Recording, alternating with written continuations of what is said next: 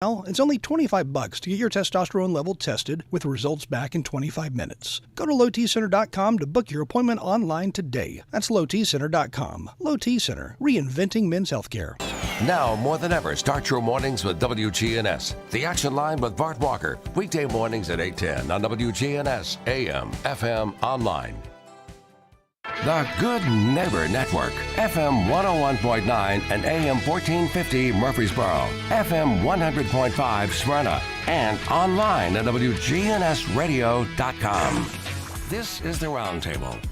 A look at the news, views, politics, and people that are shaping Rutherford County. Tuesday morning Roundtable with your hosts, Rick and Wayne. We come to you every Tuesday morning here at WGNS in Murfreesboro, and we try to talk about things going on in north end of the county and around Rutherford County, and we got a really good show on tap for you today. But good morning, Wayne. How are you, buddy? Good morning, Rick. Much better than I have been the last couple of days. You sound I've better. been trying to shake off the sniffles, I guess, over the weekend. So happy to be here, and of course we got a great friend and community leader with us this morning. So this should be a fun show. Well, we usually talk about football, but I know a lot of teams, Tennessee and MTSU, are off. My wife is a big Georgia fan, and it was quiet around the house Saturday night this year. I don't know. Tough night for the Patriots. They usually bring home the bowl, but Houston High School was a really good football team. They were. And congratulations to MTCS bringing right. home their Got first the state championship. So we did have one come through Rutherford County, so that's Absolutely. good. Yeah. So, but I guess 'tis the season now. It is. This first week. Well, I feel it. Christmas kicks off with the Smyrna Christmas Parade, and that was Sunday, so I feel like it's Christmas time now. Had a schedule this year. My wife's proud of me. I bought 3 gifts in the month of November, and I've never done that before. And it's not Christmas Eve? I know. You're well ahead of me, my friend. I'm ahead. So, Rick, today we have, like I said, a great friend, community leader. As far as I'm concerned, no one knows more about this, the historical aspect of this county than you, Mr. Chairman. Would like to welcome Commissioner and Chairman Pettis Reed with us this morning. So thank you for being with us. Good to be here with you. Glad to anytime you invite me, I'm always available. Well, I've just been looking so forward to having for us having you because with your knowledge of especially the rural community throughout the state, and I think when I talked to you, I said that I wanted you to kind of maybe paint a Norman Rockwell Christmas for us for this show. Well, I don't know if it's Norman Rockwell, but I did grow up at a time that, for me, it felt like Norman Rockwell. But as I look back at it, it was probably the most wonderful time of my life.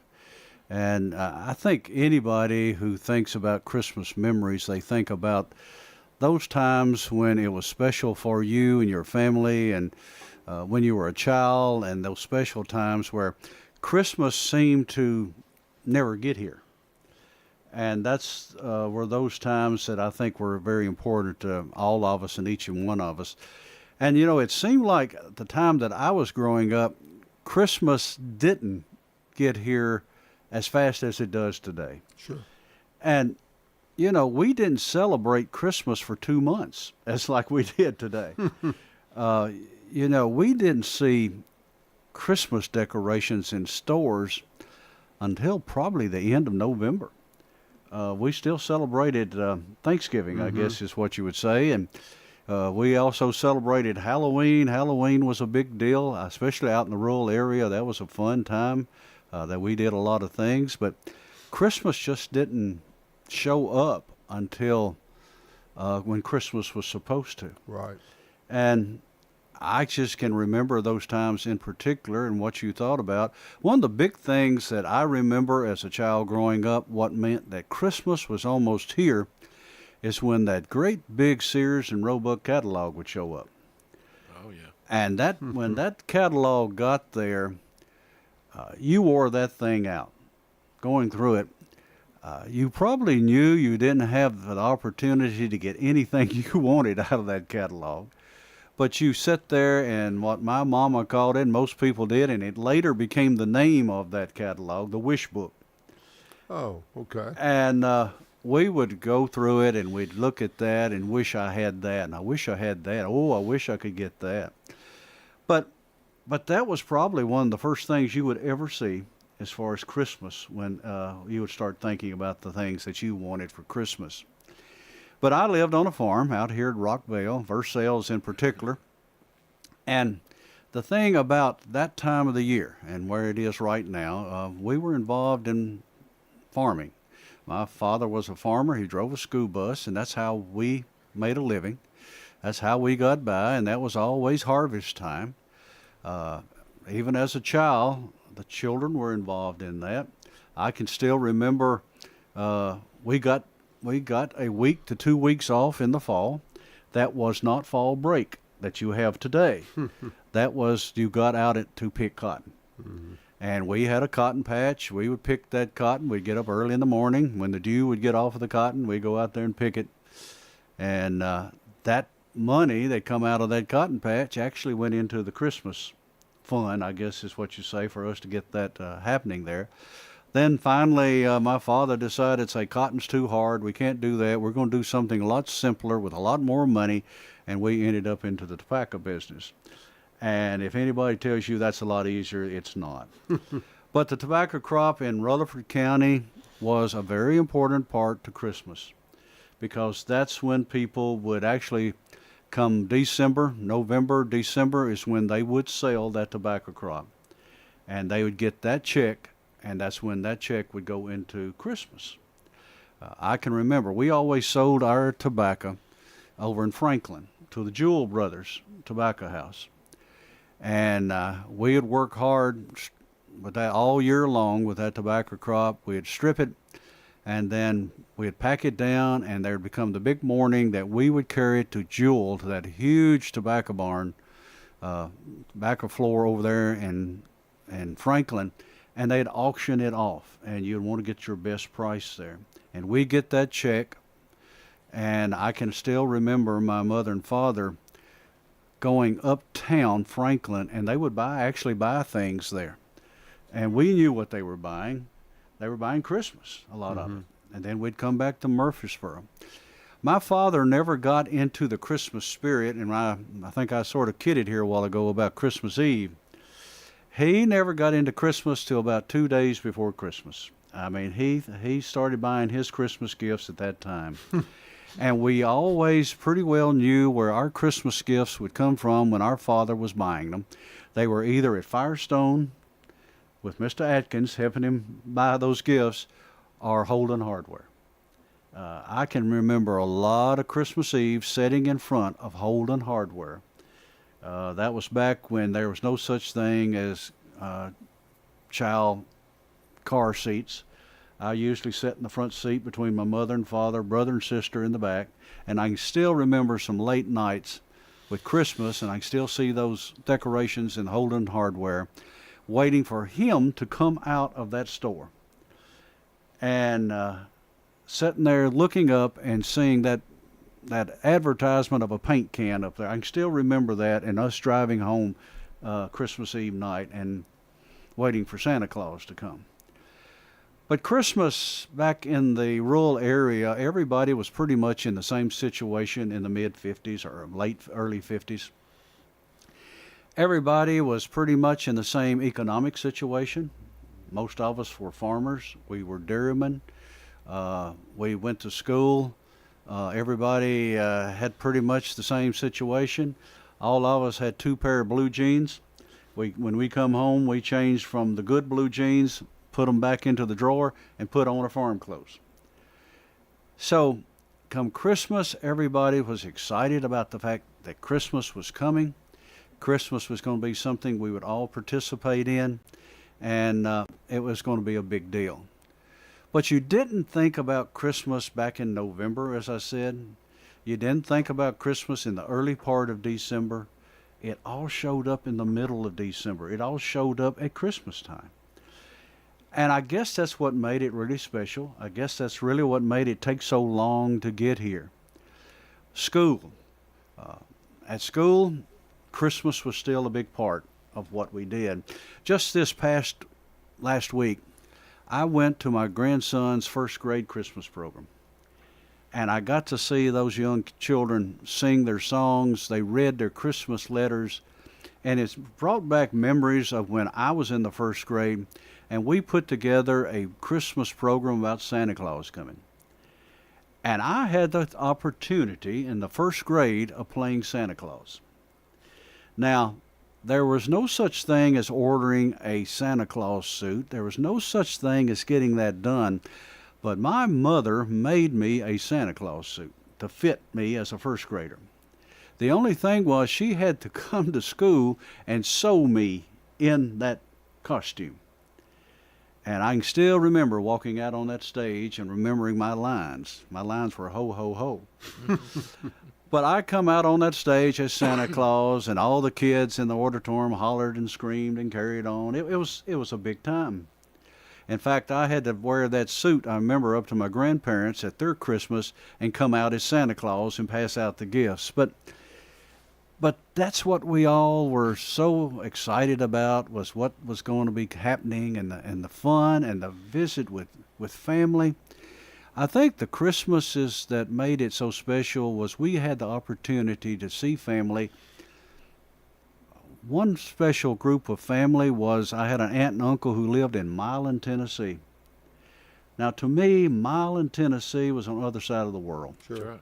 It crossed the Tennessee River to get there. I remember we made one trip to to visit them across the Tennessee River. We had to take a ferry across the Tennessee River. And we packed all of us in that car. We get down there, first time I'd ever seen the Tennessee River. And we went to visit them. It took us forever to get there. Sure. And forever to get back. So they always come to visit us on Christmas up there at my grandparents'. I got to see cousins. We played football in the yard. It was always an opportunity. There was a special bowl game. It was the cousins playing each other. That was something that was just very special to, I think, all of us. And it was very special due to the fact it lasted all day long and into the night. We opened gifts. We had that special Christmas lunch. We called it Christmas dinner. And I can remember graduating from that second table. Now, today, children don't remember the second table. Right. But I grew up at a time that the adults sat in the dining room, children sat in the kitchen, and I actually sat on a piano stool, at a card table. Adults went through the line first, and then the children come through and got pretty much what was left. Mm-hmm. But we ate, but the children wasn't all that big and eating anyway. They were ready to get back outside and play some more. But we all stayed there except for come nighttime, my father would leave, my uncle would leave. They were all dairymen. They had to go milk. And that's when I got time off to play with the rest of the cousins and stay there at my grandparents' house. And then they'd come back and we'd eat what was left over from that day's lunch. But Christmas was a time of sharing. It was a time of being a part of a family. It was a time of being with each other. It wasn't about gifts, a lot of gifts. It was about a time of who we were and what we were. Now, I had the advantage, I think, growing up, of the fact that I lived in the same place I was born. I was born out here in a log house on the farm, and I lived there the whole time I grew up. In fact, I still live out there at the same place on the road right there where I grew up. But so did most of my family. Both sides of the family were right there. I've always said I didn't have a family tree, I had a family bush. And everybody was there. It was pretty much that way. We had an old country stores up the road that was run by the Carltons. And during December, if you shopped there, for every dollar you spent, you got a ticket, and it was dropped in a box. And people would shop there, and of course the little old country store didn't have all that much in it, but people didn't want to go all the way into town, 15 miles away. And they would shop there and get their ticket and put it in there. And on Christmas Eve, everybody within the Versailles and Rockvale community would show up at that little old country store. I mean, it was packed. Big old warm morning stove sitting in the center. Miss Ruth gave away stick candy to everybody. Then they'd pull out these numbers, and she had a multitude of prizes she'd give away to people, and then there was a special prize people would win. And that was Christmas in Versailles.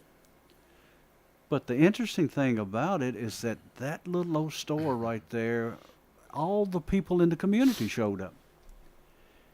And it was so much fun to see everybody. You saw your classmates. You had already gotten out of school, so you saw them again. And you hoped to win something and whatever. But we had Christmas Eve right there. The other things that happened in the community, and I think this right here, I've actually seen some of this, I think on a Walton show or whatever, was what your churches would do. There was always the Christmas pageant. Now, as a child growing up, I was always one of the shepherds that was around the manger scene that sang Away in a Manger. But up there in that little church, we did the same pageant every year. There was always the three gentlemen who had that same tenor-type voice and whatever that sang We Three Kings. And they always come from the back of the church, wearing their bathrobes with their heads covered, walking up that aisle singing We Three Kings as we as the shepherds were gathered around the manger scene. We always had that same manger scene that stayed, I think, in my great-uncle's attic. But he'd bring it down, and within that, when he'd bring it and we'd start practicing for this thing, there was always this huge, I say it was aluminum spotlight that was always kept for this special pageant, and it had a piece of blue plastic that went over the cover that would give you a blue light that would shine upon this manger scene. Wow. And then we'd always do that every Christmas. I remember one Christmas we were doing that, and the church building was packed full of everybody for this particular pageant. The choir was singing, the shepherds were around the manger, the star was behind us, and we were singing Away in a Manger, and then the three kings come walking in, and somebody said, you know what? It's snowing outside. It was a perfect Christmas. Sure. Well, when the program was over, there was a brown paper bag with hard candy, an apple, an orange, and a tangerine, and a candy bar from Miss Ruth's store that everybody in the entire church received one for Christmas. And that right there, I think, is a Norman Rockwell Christmas. I would agree. Amen. Yeah. But that's just some of those and some of those interesting things. And I think I'll get more into what we did as a family, and that just became tradition that over the years that we did. Great. You listen to Pettis Reed, County Commissioner Pettis Reed of District 8 here. We're talking about him growing up in Rutherford County and what his Christmases were like. It's 46 degrees outside. We're going to take our first break and we'll be right back with you in just a minute. Untangling your headphones, finding the right remote, saying goodbye to your favorite shirt that hasn't fit in 10 years. Why are simple things sometimes so complicated? Thankfully, with auto owners, insurance doesn't have to be one of them. Auto Owners works with independent agents who live in your community and answer when you call, so you can worry about more important things, like finding a new favorite shirt. That's simple human sense. Rayburn Insurance in Smyrna. Come see me, Rick Hall, at Rayburn Insurance in downtown Smyrna today. Online at rayburn.net. We're having our Jude Francis Trunk Show on Tuesday. Easy to remember, 12/12. Jude Francis, they're out of New York. They do their pieces in either 18 karat, yellow or white gold, also in sterling silver, so they have all different price points. Our Jude Francis Trunk Show, Tuesday, December 12th, so 12/12. It's going to be a one-day only event at Bell Jewelers, 821 Northwest Broad Street. This is Good Neighbor Events with Bart Walker. Brought to you by AmeriCare Pest Control and the law offices of John Day. This is a paid legal ad. You've probably heard it a million times. If you're injured, call a lawyer. And you probably haven't because you don't know how much it will cost, how long it will take, or even if you have a case. At the law offices of John Day, we provide a free initial consultation because we understand that folks don't want to pay a lawyer only to find out they don't have a case. If you think we can help, we do so on a contingency basis, which means we only get paid if you do. Seriously injured? Call me, John Day. Now let's check those WGNS Good Neighbor events. Well, Christmas is definitely in the air. Oakland Mansion's Candlelight Tour of Homes is Saturday from 4 in the afternoon until 8 in the evening. This is one of those must-attend events. Again, Oakland Mansion's Candlelight Tour of Homes is from 4 until 8 Saturday, all around the historic downtown district. Tickets are $30 per adults and $10 for students ages 6 to 12. The tour is free for youngsters below age 5. The Eagleville Christmas Parade is Saturday night at 5. That's right, this Saturday night at 5. And Murfreesboro's Christmas Parade gets underway at 2 o'clock Sunday. Starts at MTSU, goes down East Main and around the square, and then on to West Main. Don't miss the Murfreesboro Christmas Parade, 2 o'clock Sunday, and the theme, Christmas Magic. And the free drive-through Christmas lights at Cannonsburg Village, 5 until 8 in the evening, Friday, Saturday, and Sundays. Those are WGNS Good Neighbor events. Good Neighbor weather. Skies will become mostly sunny here for this afternoon, a high in the upper 50s. West winds around 5 to 15 miles per hour and gusting as high as 20.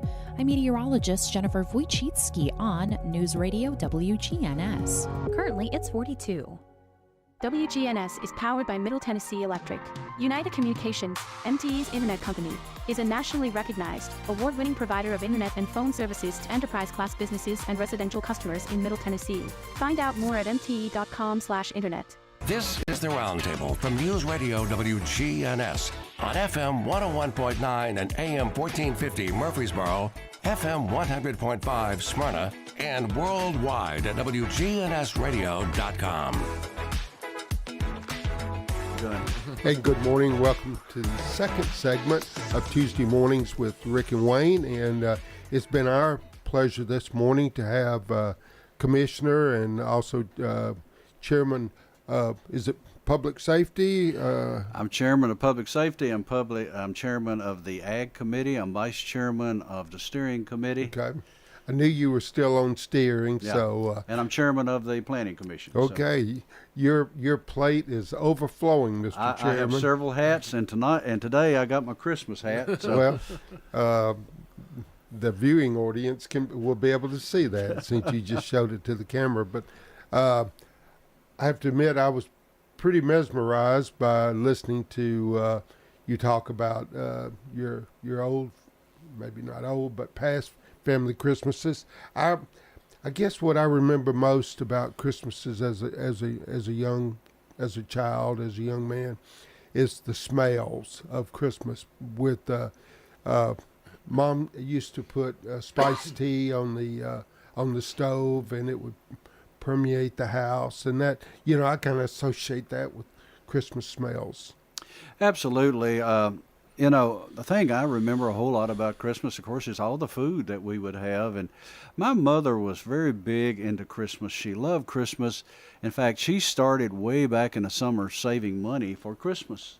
And she had a little hiding place that she would go in there, and I'd see her go in there and count to see what she had and whatever. as she would go about doing that, and she just loved Christmas. She always did. But she always had certain foods that she would want to prepare for Christmas, and they contained old recipes that had been passed down through the families and whatever. Her big thing was what was called a jam cake. Now, this jam cake was passed down through the family. That recipe was over 100 years old at that time, so now it's over 200 years old, and I still have that recipe. Wow. It is jam stained, and it's got little holes in it where I think it's splattered out on it where they cooked it and whatever. But we would actually go in the summertime and pick blackberries up on the Versailles Knob, and I knew exactly that she would have some of the jam she would make from those blackberries would be in that jam cake. But she would also make pear preserves and things of this type that would be in that jam cake. Well, she would work hard making that jam cake, but the thing that always caught my attention was that caramel icing she would put on it. And I got to lick that bowl. That was what was big to me. But she'd always make that jam cake. And then there was another important ingredient of our Christmas, and that was the country ham. Now, it wasn't Christmas without that country ham. Sure. And, of course, we had hogs. And we had, as we had mentioned when we went for a break there a while ago, is the hog killing was always around Thanksgiving. And the hog killing occurred up in my grandfather's farm. People in the community would bring hogs. We'd have a community hog killing. People would be there. That was another gathering. I know people might think, what a gathering to kill a hog. But it saved time. Well, he had the facilities to do so, and the facilities consisted of a trough where you had the boiling water to put the hog in so you could get the hair off of him. He had tables and things where you could cut up the meat. He had the kettles where we could do up the lard and do those different things. And he had a smokehouse, a huge smokehouse where we could cut the meat and hang it in there and put the hams and things. So that usually occurred back towards Thanksgiving. Well, Christmas, we had to do that ham. And that ham was a salt-cured ham.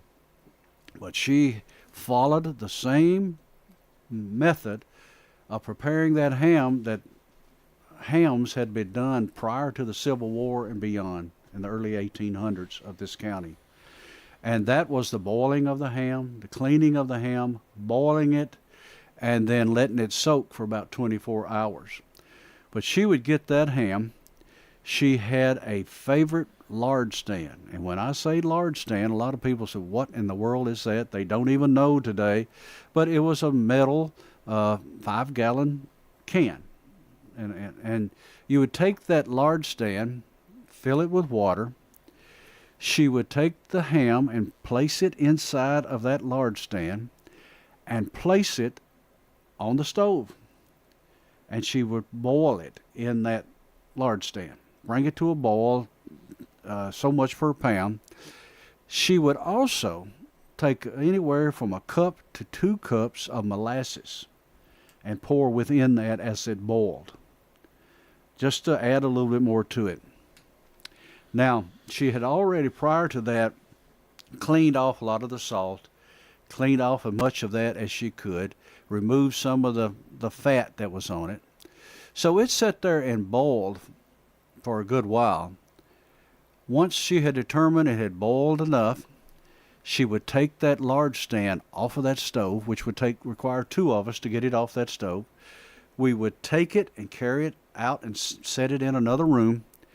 It would be covered. Now, this was just her. It had to be covered with special quilts. She saved these quilts. These quilts dated back prior to the Civil War. But these were quilts that my great-great-grandparents had used to do these hams with. Mm-hmm. We'd cover that with these quilts. She'd cover it with newspaper. It would sit there for maybe 24 hours to the next day. That was the first slow cooker in existence. That was your crock pot prior to today. Right. Then, the next day, we'd stand around and look at this ham. She'd uncover it, take everything out, and that ham, she would take it out. She'd place it on the cutting board, and she'd start cleaning it off. And then sometimes she would place it in the oven, put a glaze over it, put it on the cutting board. The most beautiful thing you've ever seen, and the best thing you've ever smelt in your life. Now, another thing, we invented Roundup before Roundup, because we would take that water out of that lard stand and carry it out there and pour it in a place where we had weeds and grass, and it'd kill it for a couple of years. All the salt that had come out of that ham. Yeah. So when it come Christmas and time to cut that ham, you have never tasted anything as tender, as good and sweet in your life. In fact, it lasted for pretty much most of the Christmas. The wonderful part about that ham was we didn't only have one, but my grandparents were doing the same thing where they were. And the country ham was an important part of Christmas. Now, I can't get by Christmas today without country ham somewhere. In fact, I have cooked them myself. In fact, when I was the editor of Tennessee Home and Farm magazine, I put the recipe inside one of those magazines. And we had people write, I lost my magazine. Can I have this again? Sure. Well, it's in the Tennessee Farm Bureau women's cookbooks that they sell and give out. That recipe is now in there, in that book. So it's just a Christmas tradition in the country, is that country ham. Well, was turkey a traditional? We had turkey. We did turkey, a lot of chicken, things of that type. But the ham is the big part. It's the center. It's the center part of a country kitchen, and a country Christmas is the ham that you have there. Another important part of Christmas is the dressing. You notice I didn't say stuffing. Yes, it is dressing. I wrote an article one time about that it is called dressing, not stuffing.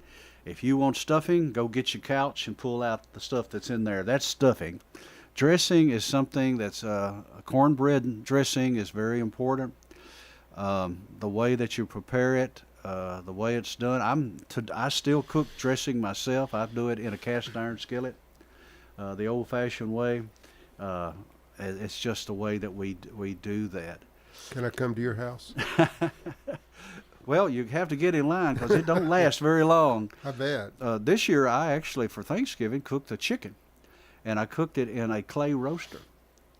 I didn't do a turkey. They all had bad turkey, so I did a big chicken, and I cooked it in a clay roaster, and I cooked it in honey.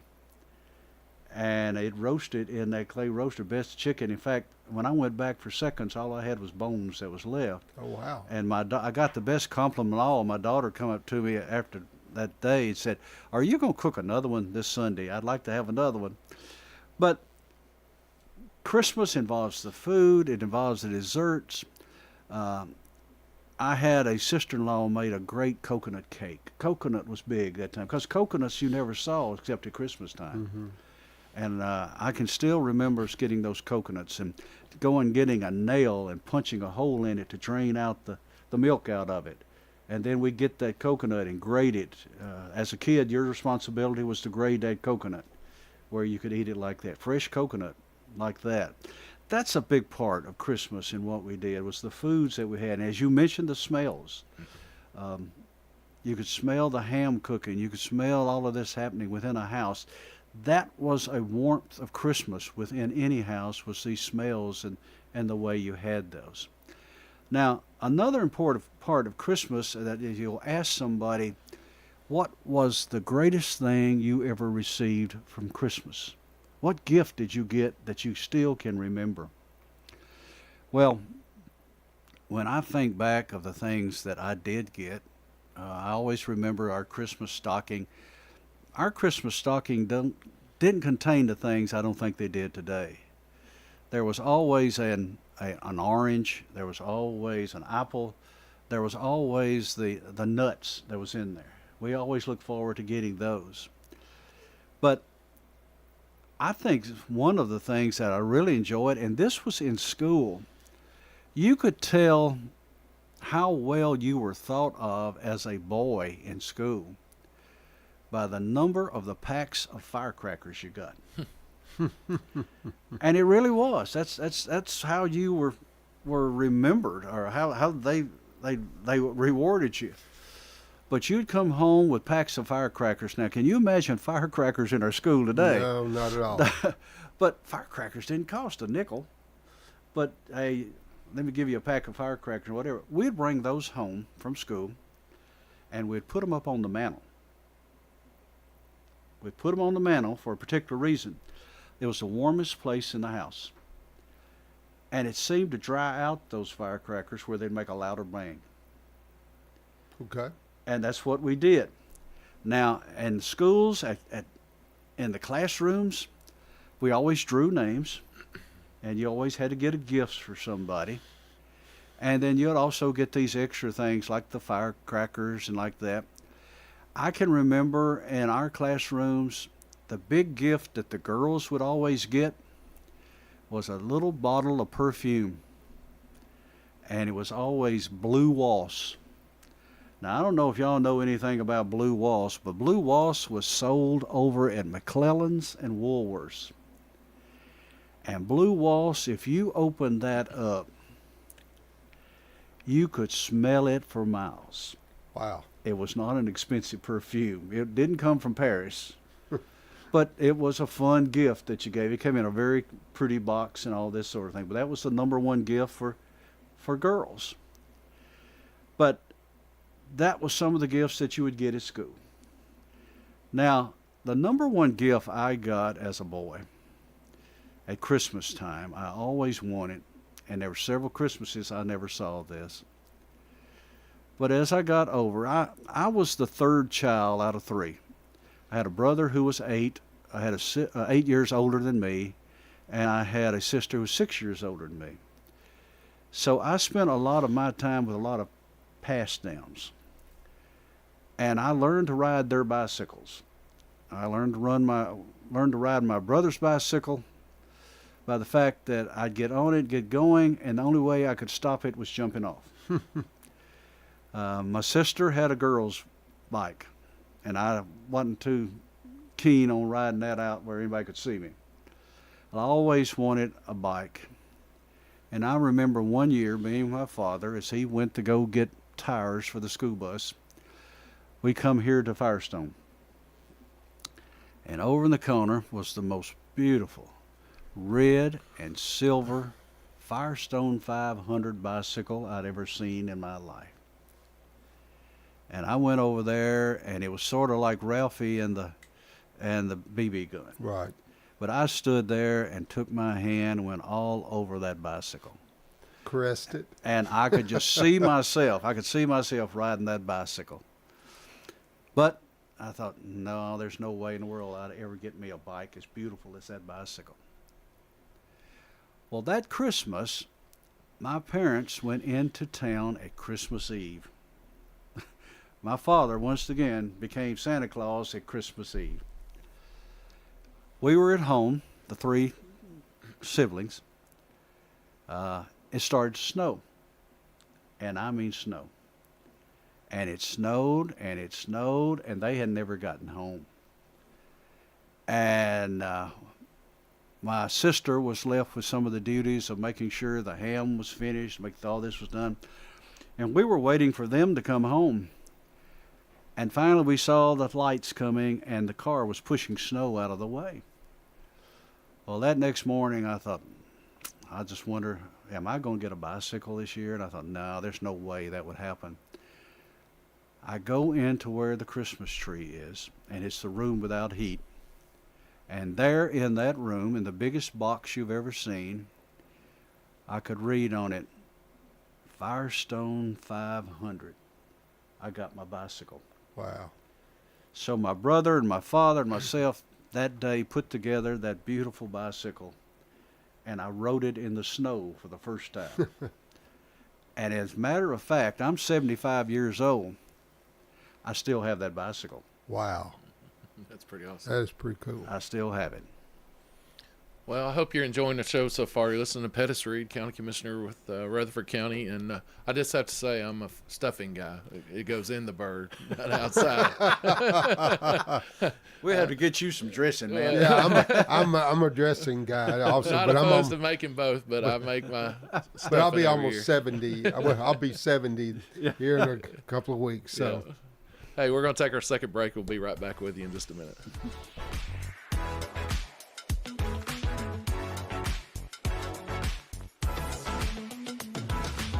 Medicare open enrollment is here. Do you want to sit down with someone and review your coverages for the upcoming year? We'd love to see you. Call Cover My Assets Insurance Group today so we can make an appointment for your policy review. Our services are free and we can even come to you.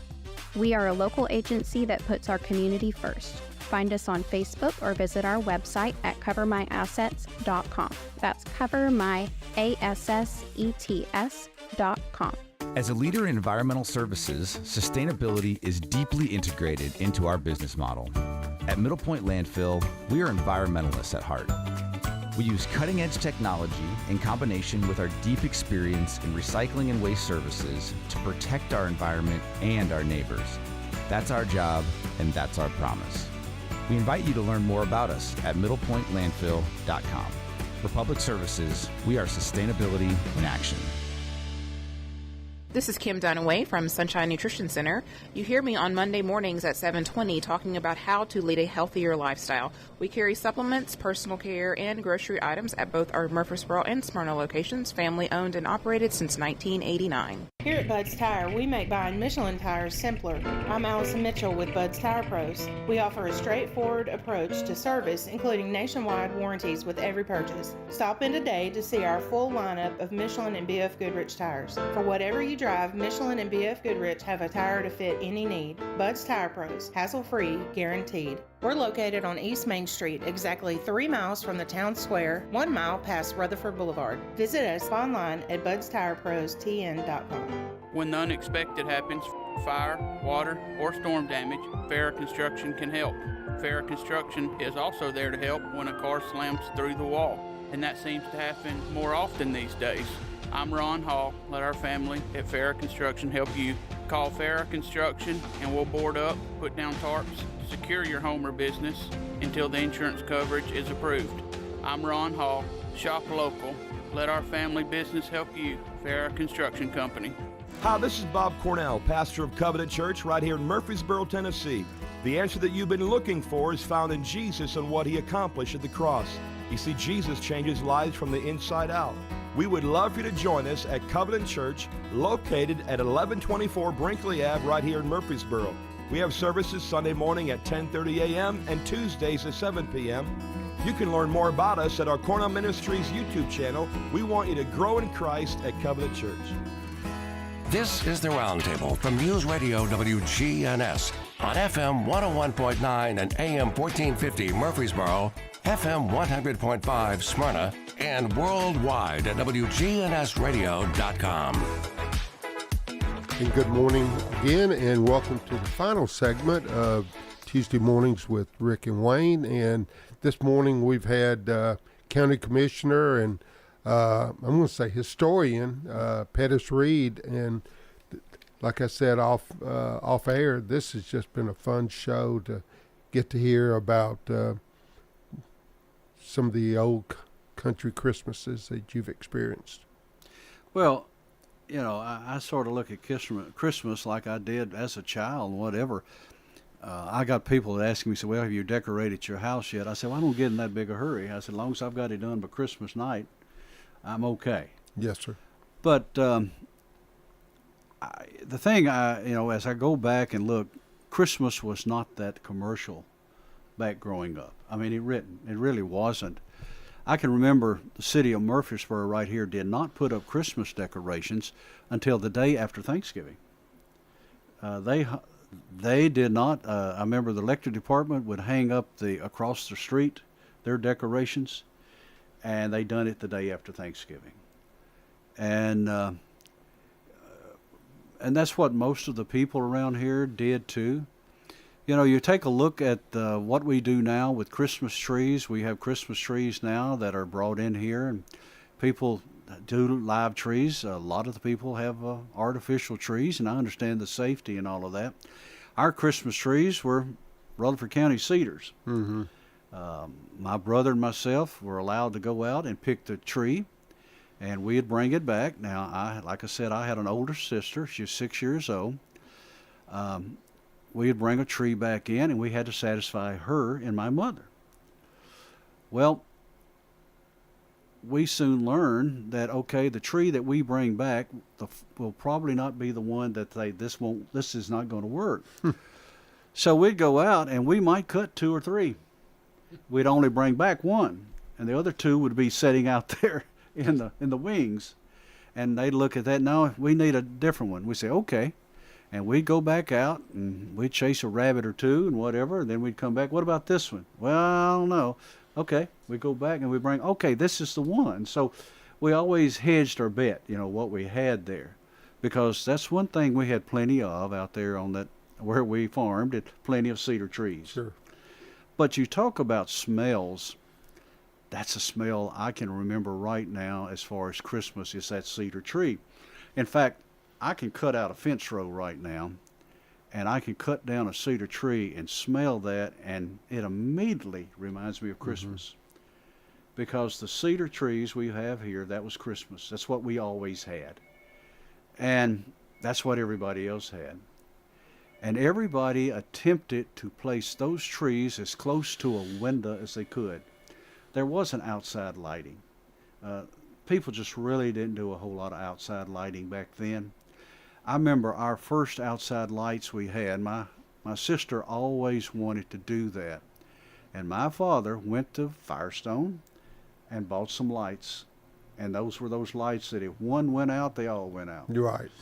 And we went out and got a cedar tree. She put cedar around the front porch door.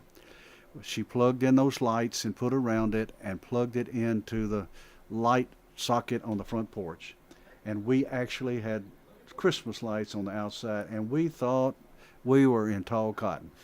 You had arrived. We had arrived. We had that. But it was always the purpose of all of us to put that tree in the front window. And you didn't put those up. You never put the Christmas tree up until school was out. That's the day we usually went and got a Christmas tree, was when we come in from school. That last day, we would go out and get a Christmas tree and put it up because it's a cedar tree. Mm-hmm. And that's when the Christmas tree, and that's when our decorations would go up.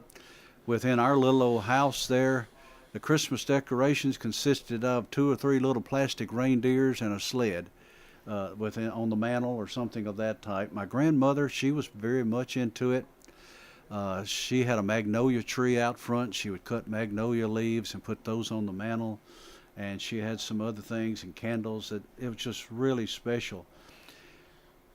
On the night, said my grandmother, when most everybody had left her house and I was still there, I can still remember, she burnt coal. They burnt coal in the fireplace. And everybody had already left. I can still remember sitting in a big chair there often. And I'd sit there and look at that fire burn in that cold fireplace. And she had that cedar tree sitting there, and on her Christmas tree, she had bubble lights. And a lot of people don't know a lot about bubble lights, but they were somewhat that resembled a candle that when I had a fluid inside of it, that whenever it would get warm, it would bubble. And those lights would make a whooshing sound. And as a little boy, sitting in that chair, watching the embers of a coal fire, and seeing that and listening to that tree sit over there and whoosh, and remember the day of a family sitting around and opening gifts and laughing and carrying on and enjoying each other's company, that was Christmas. So, my Christmases that I can remember the most was the fact of not having a lot of bright, glittery things, but it was all about family. It was all about love, and it was all about sharing. And I just hope everybody, when they have their Christmas this year, they can enjoy the sound of a whooshing sound from their Christmas tree and maybe from bubble lights. You have certainly shared the Christmas spirit with us this morning, and I'm so much better after hearing you share so many neat experiences in your life. Well, as I said, fun time, and it's still not over. It's still a fun time. I think as you get older, it's still that time when, like my children, they all the time want to ask me, say, okay, what do you want for Christmas? What do you need for Christmas? Well, when you reach this age right here and you've retired, there's not a whole lot you can ask for. Sure. And all you can ask for is, hey, I want y'all to be here. Mm-hmm. Take care of somebody out here who doesn't have this same opportunity. And let's just make it a good Christmas for everybody. Sure. And I think that's what's important. That's what we did back then. We helped each other. We made it fun for everybody. And just like that Christmas pageant, that was special. And hopefully this year on Christmas Eve, we get a snow. A confession, I remember a Christmas pageant. I think I was in the first grade seminary out off of Amville Road, 2-room schoolhouse, 8 grades, and we did a Christmas pageant, and we had animals, along with, I'm not sure how we got country animals because my mom had to make me a skunk outfit, so I was a stinker. Well, skunks got to have a Christmas too. Yeah, I'm trying to figure how that wound up in the desert, I don't know if you ever heard the story or not, but they always said that at Christmas time, at Christmas Eve, that at 12 o'clock, all the animals bowed down on their knees. And that was always told as a kid. And I can remember slipping out at 12 o'clock and trying to see if I could hear them moo and whatever. That I never did hear that. Yeah. I never did hear it. Snow. I remember, of course, I was born in 53, but I remember more snow back in the late 50s, early 60s and stuff. It did. Like I said, that time I got the bicycle, it snowed quite hard. In fact, it snowed fast. As they went into town and left, I had some of those firecrackers, and I was out shooting those firecrackers, and it hadn't snowed. But I can still remember it started snowing, and when it started snowing, it just didn't quit, and it just kept on, and that was on a Christmas Eve. That was towards... We had a blizzard back in 51, I think. Well, this was more on up in there. But I can remember snow several times around Christmas Eve and whatever, and that week. I have the records of that church that I was telling you about, some of those older records going back to the 1840s. My great-great-grandfather happened to be the secretary of that church. And I guess I get some of that going back that time. But he wrote little notes in the sidebar of those minutes he kept. And around 1841, at a meeting, he was writing the fact that it is snowing and sleeting, and that was in December. And he said it's becoming quite cold. And he wrote that in those minutes on the sidebar. What I found out as you went through those minutes, you got into February, and he said this is the first time we have been able to get back together here. That it snowed or sleeted and froze for 42 days. Wow. And we were unable to get here to the church building because the horses could not walk on what we had. Mm-hmm. So that was here in Rutherford County. Yes, sir. And people haven't seen that. But just like we were talking about killing hogs at Thanksgiving, I think this Thanksgiving was probably one of the colder Thanksgivings we've had in a while. Mm-hmm. But it always got cold in November. I remember. And then it stayed cold. And that's why we could kill hogs in November. You didn't want it freezing to kill hogs, but you wanted cold enough to keep the meat chilled. So that's how weather has probably changed here. I don't know if I blame it on climate change. I think we just blame it on the fact that weather does change. Yes, sir.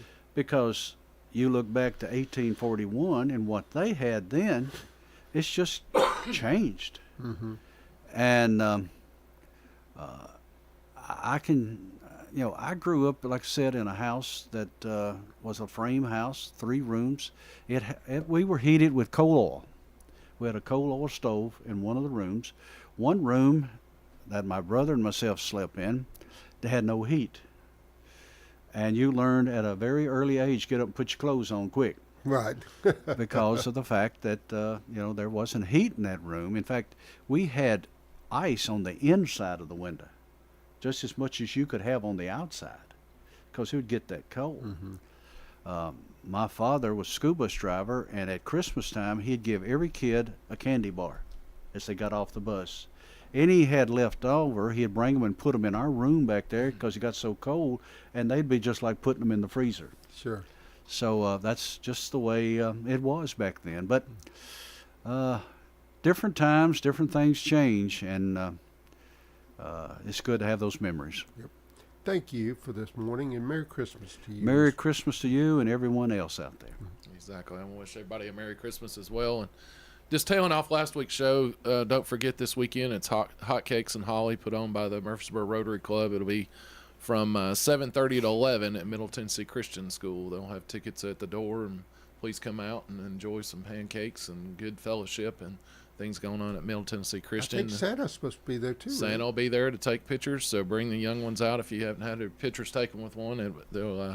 I saw some pictures of him online. He's quite dapper and takes great pictures. But and on Friday, the Smyrna FOP Fraternal Order Police I'm a member of, we're having our annual. It's about the 24th year we've done this, but we team up with Toots, and we're actually the waiters, and we take orders, and we're raising money. We do Shop with a Cop, and we do senior baskets for all the seniors around Smyrna and Laverne area. But please come out and see us this Friday at Toots in Smyrna, and then if not, I'll see you Saturday morning at Hot Cakes and Holly in Murfreesboro. But thank you, everybody, for listening to us, and we'll be back with you again next week.